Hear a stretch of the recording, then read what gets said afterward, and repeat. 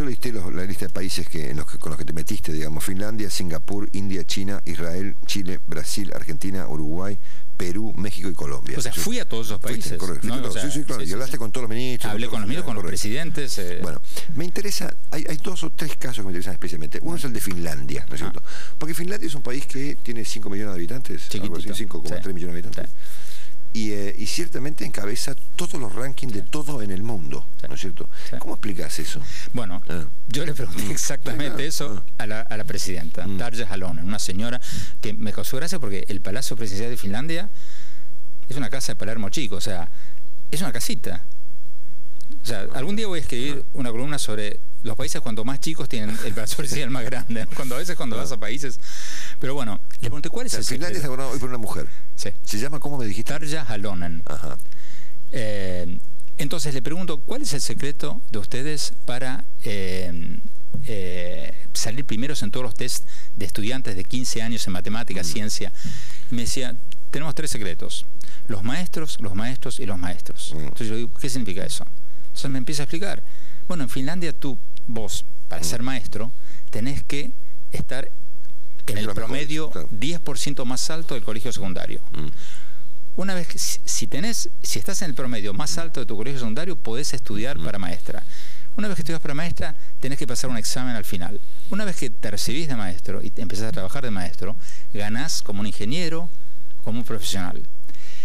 Y te van a pagar en base a tu mérito en las aulas, que se mide, por ejemplo, con estos test internacionales. Si vos sos un excelente maestro, vas a ganar más que un maestro cuyos alumnos sacan malas notas en los test internacionales. Claro. Y otro caso que me llama mucho la atención, a mí siempre me impresionó, digamos, y he leído con mucho interés el capítulo al respecto, es Singapur, ¿no es cierto? Singapur es un régimen complicado también, donde aún hoy se aplica el latigazo para el tipo que eventualmente comete un crimen o eventualmente está escrito escupe en la calle, digamos, ¿no es cierto? No sé si lo hacen, pero ciertamente... Dicen que no lo hacen, pero no juraría que no lo hacen. Correcto, fantástico. Y Singapur es un ejemplo fantástico, del otro lado de la moneda, digamos, de complementación educativa con Estados Unidos, ¿no? Sí, pero Marcelo, yo diría que la cosa no pasa por ahí. Yo creo que la cosa pasa por convertir la educación en el centro de la agenda educativa nacional, de la agenda nacional. Porque mira, Singapur es un caso chistoso. Era una colonia británica. Sí. Un día los británicos le dicen, ¿saben qué?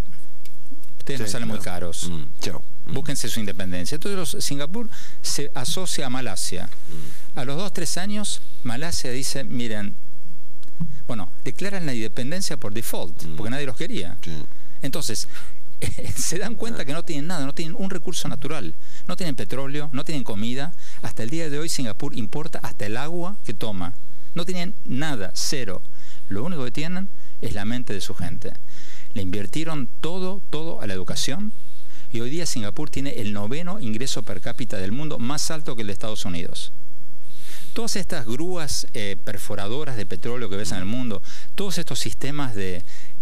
cuando buscas las valijas en el aeropuerto, los sistemas de computación de los aeropuertos, o sea, todo lo que crean es tecnología. Entonces, ¿por qué ese es un país rico? Porque inventan cosas, tienen científicos, ingenieros que crean patentes. Y cuando vos comparás, por ejemplo, las patentes que crean estos países, o sea, un dato escalofriante que cuento en el libro, el caso de Corea del Sur. Corea del Sur era un país que en el año 1970, y revisé las cifras antes de venir, tenía un ingreso per cápita 4 veces menor al de Argentina. País muchísimo más pobre que Argentina hace apenas 4 décadas. El año pasado, Corea del Sur registró 8.800 patentes en Estados Unidos, en el mercado más grande del mundo. Argentina, 45. Claro. Mirá la diferencia. Hoy día, Corea del Sur tiene el doble del ingreso per cápita de Argentina. Entonces, yo también digo cosas muy positivas y optimistas sobre Argentina. Si querés hablamos de eso, porque también tengo puntos de mucho optimismo. Pero tenemos que darnos cuenta que nos están pasando como aviones. Claro. Acá... en Brasil, en Estados Unidos, o sea, esto es una cuestión de Asia contra el resto, no de Argentina que se cae del mapa. Esto es una cuestión de todos. Andrés, un caso que también me llama de la lista de latinoamericanos, digamos. Bueno, Chile impresiona, obviamente. El propio Gueste ha dicho, que está en el libro, que Chile es un poco el futuro, digamos. Pero a mí me impresiona Perú. Porque Perú es el país hoy que más crece prácticamente en la región, donde crecemos todos, excepto algún caso. Perú es un país que crece a una tasa extraordinaria, ¿no es cierto? ¿Encontraste en Perú algo vinculado al tema de educación que te llame la atención? Encontré cosas que también se están haciendo en Argentina, distribuir computadoras para los chicos. Encontré algunas cosas interesantes. Evaluación de maestros. Están haciendo cosas interesantes. Pero yo las cosas más interesantes, y si querés después hablamos de Argentina, que encontré en nuestros países es, por ejemplo, en Brasil encontré un movimiento ciudadano que para mí es el ejemplo a seguir para todos los países. Se juntaron todos. Porque esto lo pongo en la parte de atrás del libro, esta frase. La educación es algo demasiado importante como para ser dejado a los gobiernos. En Brasil se juntaron todos, empresarios, periodistas, actores. Pues yo estoy convencido, Marcelo, que la solución a la calidad educativa no va a venir de los gobiernos. Porque los gobiernos piensan en plazos de 4 años, en plazos electorales. La inversión en calidad educativa es una inversión que rinde fruto en 20 años. Entonces, lo que hace falta, o sea, los políticos van a invertir en aquello que sale en la foto, en el puente, en el camino, en el edificio del colegio. Pero invertir en perfeccionamiento docente, en perfeccionamiento de directores de escuela, es una inversión que da fruto a 15 años. Bueno, el debate educativo argentino esencialmente es un debate salarial, ¿no es cierto? Pues sabes que acá hay una no tendría que serlo. Populares todos los años en materia salarial, ¿no es cierto? Y presupuestaria ahí, digamos, pero no hay un debate educativo de fondo. Ahora, antes de entrar en el tema argentino, me llamó la atención entre la pila de datos que hay en el libro, que es una cosa inconmensurable, digamos, el dato de que en la India, por ejemplo, para ingresar a un jardín de infantes o un kindergarten hay que dar un examen de ingreso. Bueno, cuando estuve en India había un gran debate, porque los jardines de infantes habían instalado un examen de ingreso. Entonces fui a un jardín de infantes, quiero ver esto. ¿Fuiste vos? Sí, los enanitos de 2 años o 3 años están ahí. Y me explicaron, sí, tenemos examen de inglés, de matemáticas y de no me acuerdo qué cosa. Yo le digo, bueno, a ver, ¿qué le pueden preguntar de matemáticas a un chico? No, le preguntamos, por ejemplo, 77 es más o menos que 36, ¿no? Y ahí vemos que chiquito más o menos tiene una idea, o 93 es más o menos que 14. Y en lenguaje, digo, bueno, no, le pedimos que escriban palabritas cortas de 3 letras, ¿no? Y entonces, bueno, pero se armó la de San Quintín porque muchos padres y muchos grupos de padres y iglesias, ¿no? Pusieron el grito en el cielo y dijeron, esto es torturar a los chicos. Porque el sistema de India es tan riguroso que hay exámenes todo a lo largo del ciclo educativo, como en Singapur, como en China. Si vos tenés un buen promedio en la primaria, pasás a una mejor secundaria. Si tenés un buen promedio en la secundaria, pasás a una mejor universidad. Si salís de la mejor universidad, conseguís el mejor trabajo. Entonces, decían, el jardín de infantes, bueno, párenla, flaco, es demasiado. Entonces el tema fue la Corte Suprema. Y si no me equivoco, la Corte Suprema lo paró y estaba en discusión. Mirá vos, qué historia, era la gran discusión. Yendo al caso argentino, Andrés, hay datos que obviamente son inevitables, que tenemos más estudiantes de psicología que de ingeniería. 3 veces más. 3 veces más. Tenemos 3 estudiantes de psicología para cada estudiante de ingeniería. O sea, estamos produciendo... Aún peor que ese, que es el dato que dice que hay muy pocos estudiantes de temas vinculados con el suelo, que en la Argentina es un tema fundamental. Fíjate que cuando me dieron esos datos, primero pensé, bueno, qué absurdo.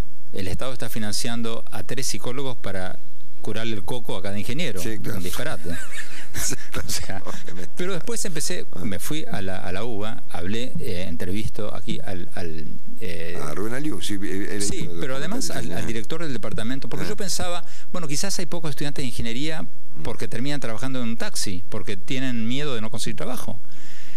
Y le pregunté al Skolnik, el director del departamento de computación, ¿por qué? Esa parte del libro es y el hombre me dice, no, si a mí los chicos, las empresas me lo sacan, pasan, no me acuerdo cómo se llama, lo tengo en el libro, tal materia de segundo año, y me los arrebatan las empresas.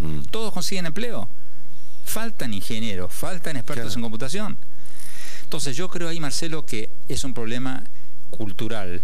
No es todo culpa del gobierno, es un problema cultural. Los asiáticos tienen una cultura familiar de la educación y una idea generalizada en la sociedad de que los ingenieros y los científicos y los técnicos son importantes. Claro. Nosotros pensamos que... más humanística, digamos. Claro. Nosotros pensamos que o sea, yo no digo que esté mal estudiar filosofía, pero acá idealizamos al filósofo que fuma pipa, claro, y pensamos que el ingeniero es un plomo. Sí, claro. Efectivamente. Y no son plomos, son los tipos que van a sacar adelante a los países. Claro. Bueno, me queda una última pregunta para hacerte. El libro es inabordable el asunto en un rato de televisión, pero sí, Ana, plantear que la prensa tiene alguna responsabilidad en esta materia, ¿no es cierto? Nosotros los periodistas. Y me incluyo. Incluyo el diario para el que yo trabajo. ¿Cuántos de nuestros diarios tienen secciones de educación? No, ninguno. No, tenemos sección de internacional, claro, de economía, bueno, deportes, espectáculos. Y lo que va a sacar de nuestros países de la mediocridad va a ser la educación, no va a ser otra cosa. Porque estamos obsesionados con el crecimiento económico, con el PBI educativo, con el PBI económico, con el PIB, ¿no? Entonces decimos, Argentina creció un 9%, bueno, fantástico. Pero eso no alcanza, porque ese crecimiento del 9%, ¿a quién va a beneficiar? A quienes estamos insertados, sí, claro, en la economía formal. Sí, no al resto, claro. El chico que está vendiendo limones en la calle no le va a llegar, porque no tiene la educación para acceder a un empleo en la economía formal. Entonces yo creo que necesitamos dos medidas: un Producto Bruto económico y un Producto Bruto de calidad educativa, porque si no van los dos juntos, nunca vamos a poder aliviar la pobreza.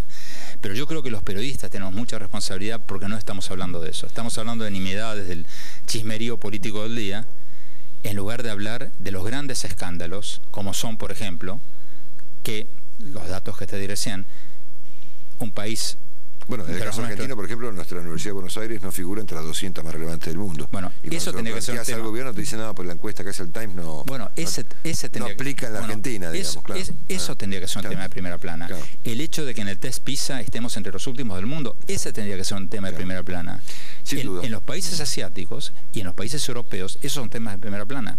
Cuando caímos 10 puntos en el test PISA, escándalo nacional, debate Francia, nacional. Por ejemplo, hubo un escándalo al respecto. En Francia, sí, cuando las universidades francesas cayeron en el ranking de las 200 mejores universidades del mundo, hubo un gran debate nacional. Entonces, la actitud no es, es culpa del ranking, como me dijo un ministro. Sí, claro. Sí, claro. Lo leí, sí. Culpa del ranking. O sea, al contrario, hay que hacer como hacen los asiáticos, como está haciendo Obama, y decir, caramba, eso es un problema, tenemos que mejorarlo. Tenemos que tener esa paranoia constructiva, asumir nuestros problemas y mejorarnos y competir y ganarles, porque material hay, y nos quedamos cortos con todas las partes positivas que hablo de la Argentina. Sí, claro, obviamente. Porque material humano hay de sobra acá, talento hay de sobra. Sin duda. Andrés, un gusto como siempre verte un rato cada año con Televisión Argentina. Andrés Oppenheimer. Será hasta el martes próximo. Gracias por todo. Chao.